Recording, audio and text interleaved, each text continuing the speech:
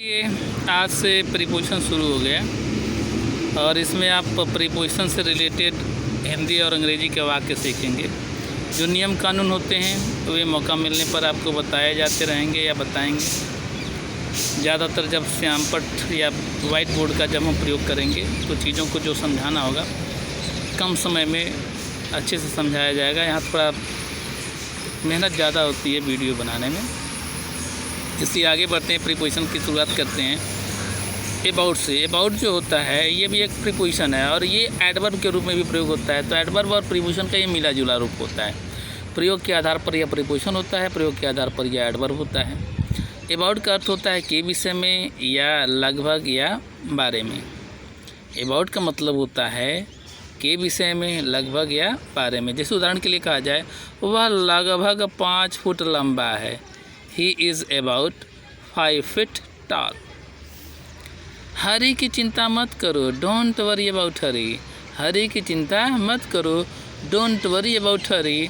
वह अपनी फिक्र या चिंता खुद कर सकता है।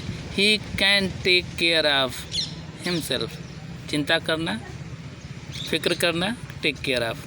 He can take care of himself. खुद मतलब स्वयं। क्या तुम्हारे पास कुछ पैसे हैं? क्या तुम्हारे पास कुछ पैसे हैं? टू हैव क्रिया का प्रयोग। Do you have any money, negative इसलिए any. Do you have any money about you?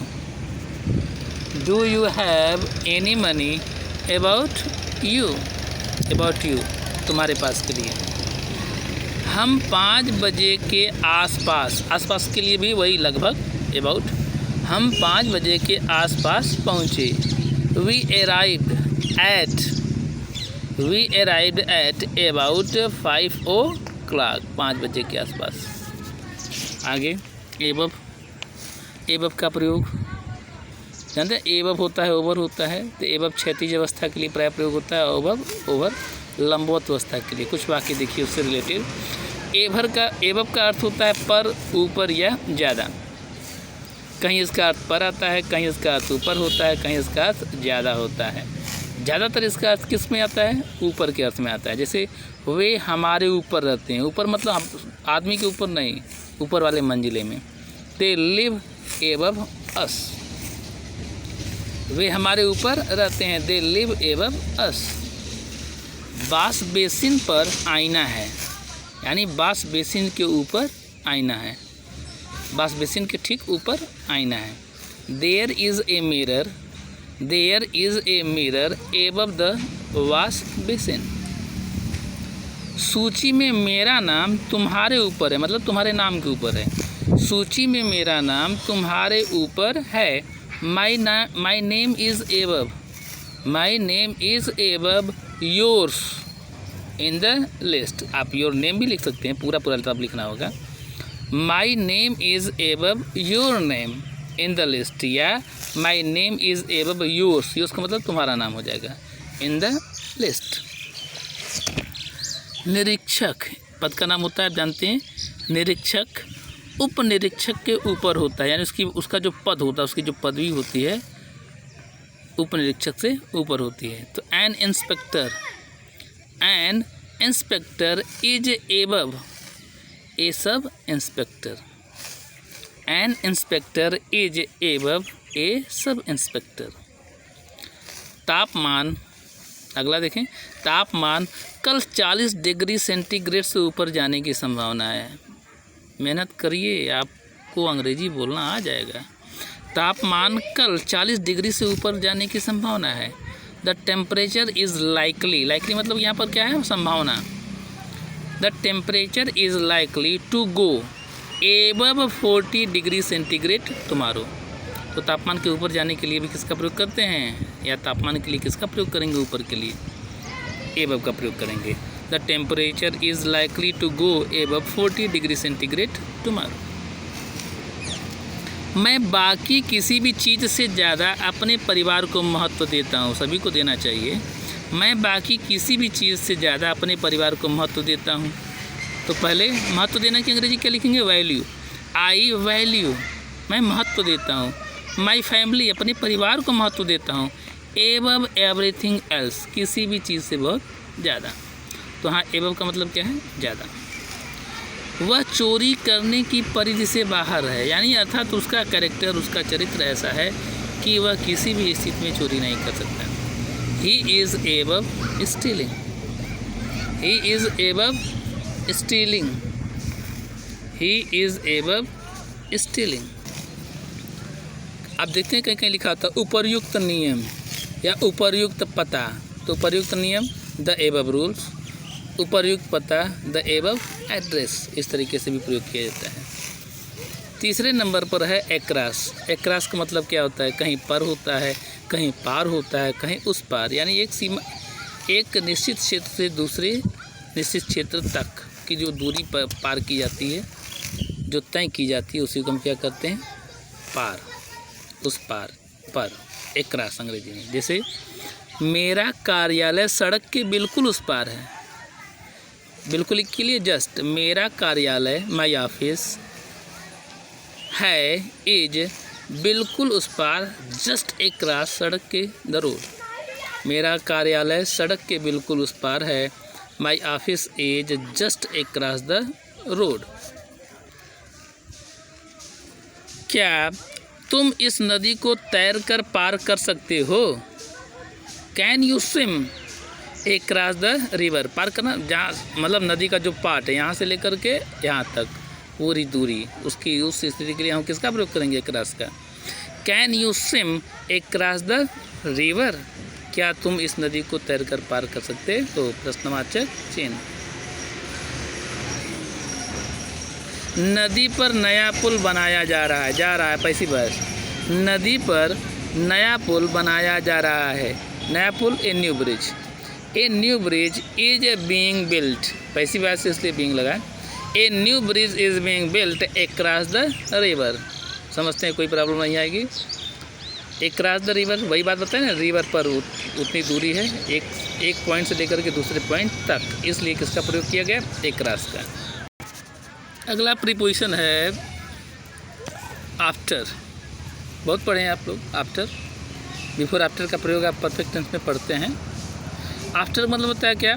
बाद, या कहीं कहीं के बाद, पीछे, और कभी कभी बारे में भी होता है, जहाँ अबाउट किसी व्यक्ति के बारे में अगर जानकारी करने वाली बात होती है, यानी उसके विषय में या बारे में, तो आफ्टर भी कर सकते हैं और अबाउट भी कर सकते हैं, दोनों सही माना जाता है, गलत नहीं है। जैसे क्या मृत्यु के बाद के जीवन पर तुम्हारा विश्वास है? क्या मृत्यु के बाद के जीवन पर तुम्हारा विश्वास है? Do you believe in the life after that? Do you believe in the life after death? विवाह के बाद वह निर्धन हो गया। आफ्टर मैरिज, विवाह के बाद, ही बिकेम पुअर। तुम्हारे पीछे कौन दौड़ रहा था? इस स्थिति में भी आफ्टर का प्रयोग होगा। तुम्हारे पीछे कौन दौड़ रहा था? Who was running? तुम्हारे पीछे, आफ्टर यू। वह तुम्हारे बारे में पूछ रहा था। He was asking after you. He was asking after you, अर्थात he was asking about you, दोनों सही माना जाएगा। अगला है 5वें नंबर पर है अगेंस्ट। अगेंस्ट का अर्थ होता है विरोध में, विरोध, खिलाफ, टिकाकर, लगकर या सटाकर, सटकर, है ना। जैसे दीवार से सटकर खड़ा होना, दीवार से सटाकर खड़ा करना, दीवार से टिकाकर अपनी पीठ लगाकर टिकाकर खड़ा हो जाना, लगकर दीवार से सटकर लगकर खड़ा हो जाना। तो ऐसे में भी हम किसका प्रयोग करते हैं? अगेंस्ट का प्रयोग करते हैं। अब विरुद्ध तो समझते ही होंगे, अगेंस्ट का प्रयोग होता है। और किसी चीज़ के ठीक खिलाफ, किसी विरुद्ध, मतलब जैसे दीवार, पेड़ आदि के से टिक कर खड़े होने के लिए, लग कर सट कर के खड़े होने के लिए भी हम किसका प्रयोग करते हैं? अगेंस्ट का प्रयोग करते हैं। जैसे हर व्यक्ति उस निर्णय के विरोध में था।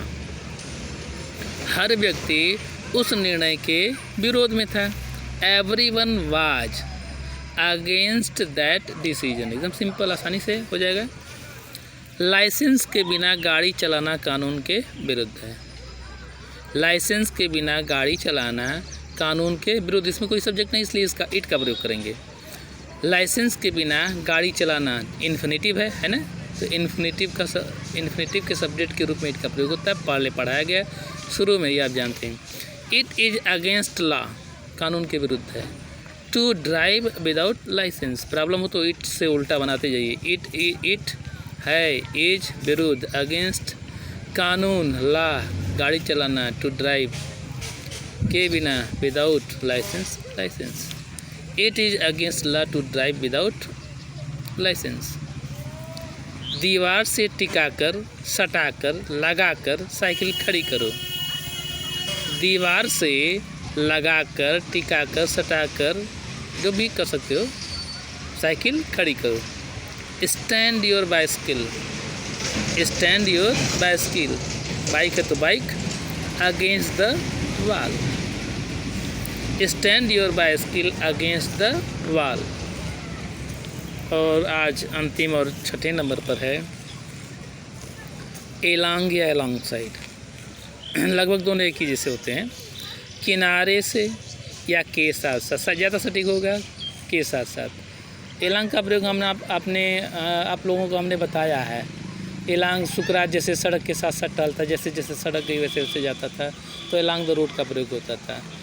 और कह सकते हैं कि सड़क के किनारे किनारे रेलवे लाइन है, या सड़क के साथ साथ रेलवे लाइन है, तो ऐसी स्थिति में भी हम किसका प्रयोग करते हैं? एलॉन्ग का प्रयोग करते हैं। जब एक वस्तु दूसरी वस्तु के पैरेलल होती है तो किसका प्रयोग करते हैं? एलॉन्ग का प्रयोग करते हैं। तो देखिए, जैसे नदी के किनारे से एक रास्ता है, यानी जैसे जैसे नदी गई है वैसे वैसे रास्ता गया है, पैरेलल कर सकते हैं, एक दूसरे को संभवतः काटते नहीं। तो नदी के किनारे से एक रास्ता है, अर्थात किनारे किनारे एक रास्ता है, अर्थात नदी के साथ साथ एक रास्ता है। जैसे जैसे नदी है वैसे वैसे रास्ता है। तो किनारे से के लिए किसका प्रयोग करेंगे, या के साथ साथ के लिए किसका प्रयोग करेंगे? एलॉन्ग का प्रयोग करेंगे।